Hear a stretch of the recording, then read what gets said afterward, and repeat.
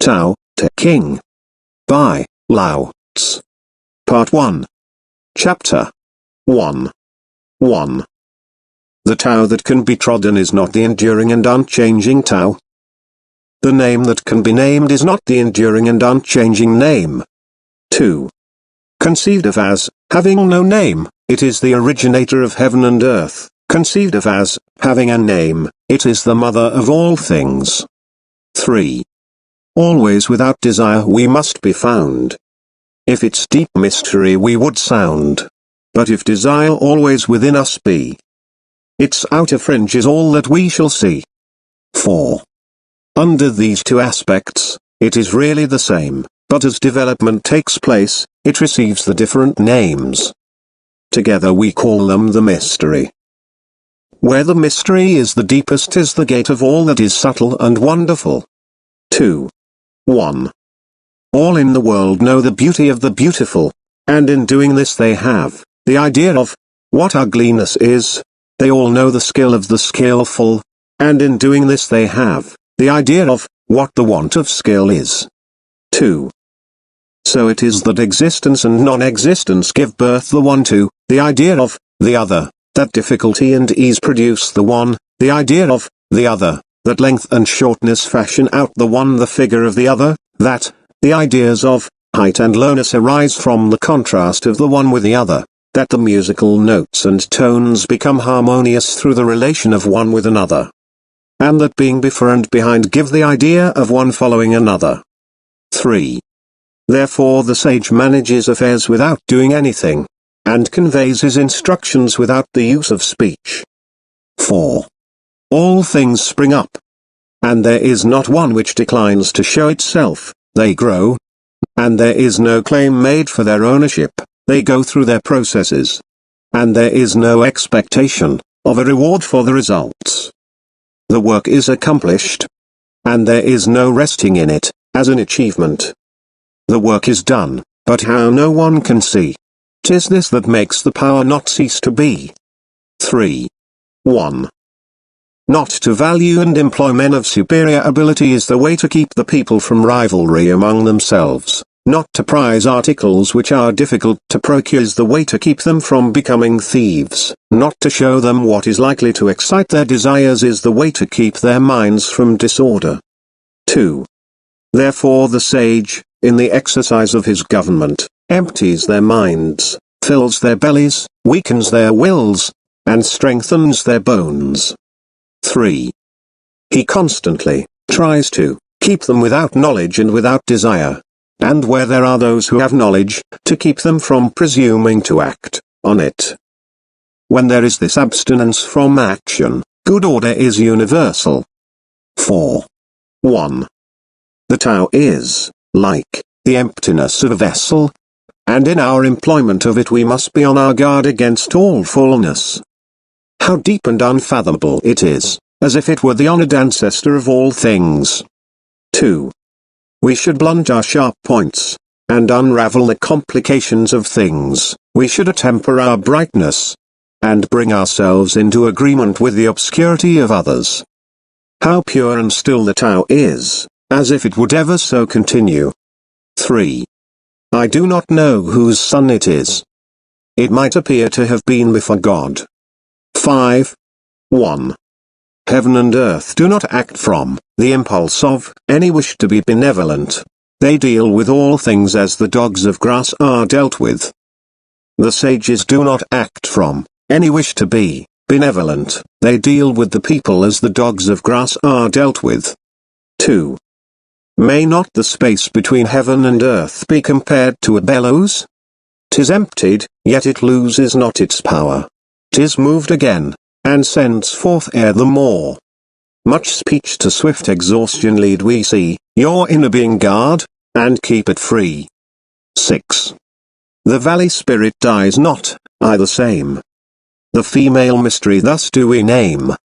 Its gate, from which at first they issued forth, is called the root from which grew heaven and earth. Long and unbroken does its power remain, used gently, and without the touch of pain. 7. 1. Heaven is long enduring and earth continues long. The reason why heaven and earth are able to endure and continue thus long is because they do not live of, or for, themselves. This is how they are able to continue and endure. 2. Therefore the sage puts his own person last. And yet it is found in the foremost place. He treats his person as if it were foreign to him, and yet that person is preserved. Is it not because he has no personal and private ends, that therefore such ends are realized? 8. 1. The highest excellence is like that of water. The excellence of water appears in its benefiting all things, and in its occupying, without striving, to the contrary, the low place which all men dislike. Hence, its way is near to that of the Tao. 2. The excellence of a residence is in the suitability of the place, that of the mind is in abysmal stillness, that of associations is in their being with the virtuous, that of government is in its securing good order, that of the conduct of affairs is in its ability, and that of the initiation of any movement is in its timeliness. 3. And when one with the highest excellence does not wrangle about his low position, no one finds fault with him. 9. 1. It is better to leave a vessel unfilled, than to attempt to carry it when it is full. If you keep feeling a point that has been sharpened, the point cannot long preserve its sharpness. 2. When gold and jade fill the hall, their possessor cannot keep them safe. When wealth and honors lead to arrogancy, this brings its evil on itself. When the work is done, and one's name is becoming distinguished, to withdraw into obscurity is the way of heaven. 10. 1. When the intelligent and animal souls are held together in one embrace, they can be kept from separating. When one gives undivided attention to the vital breath, and brings it to the utmost degree of pliancy, he can become as a tender babe. When he has cleansed away the most mysterious sights of his imagination, he can become without a flaw. 2. In loving the people and ruling the state, cannot he proceed without any purpose of action? In the opening and shutting of his gates of heaven, cannot he do so as a female bird? While his intelligence reaches in every direction, cannot he appear to be without knowledge? 3. The Tao produces all things, and nourishes them. It produces them and does not claim them as its own. It does all, and yet does not boast of it. It presides over all, and yet does not control them. This is what is called the mysterious quality of the Tao. 11. The 30 spokes unite in the one nave, but it is on the empty space, for the axle, that the use of the wheel depends. Clay is fashioned into vessels, but it is on their empty hollowness that their use depends. The door and windows are cut out from the walls to form an apartment, but it is on the empty space within that its use depends. Therefore, what has a positive existence serves for profitable adaptation, and what has not that for actual usefulness. 12. 1. Colors 5 hues from each eyes their sight will take, music's 5 notes the ears as deaf can make, the flavors 5 deprive the mouth of taste, the chariot course, and the wild hunting waste make mad the mind, and objects rare and strange, sought for, men's conduct will to evil change. 2.